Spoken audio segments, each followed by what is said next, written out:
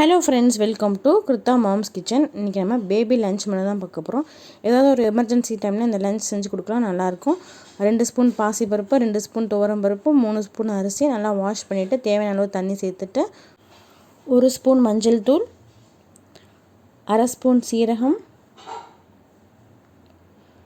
தேவையான அளவு கல்லுப்பு, 1 பல் பூண்டு, 1 தக்காளி பழம், 2 சொட்டு நல்லெண்ணெய் சேர்த்துக்கலாம். 1 கேரட்டை ஸ்கின் பீல் பண்ணிவிட்டு கட் பண்ணி வச்சுருக்கேன், அதையும் சேர்த்துடலாம். இப்போ நல்லா கொதிக்கட்டும். மூடி போட்டு ஒரு 5 விசில் விட்டுறலாம்.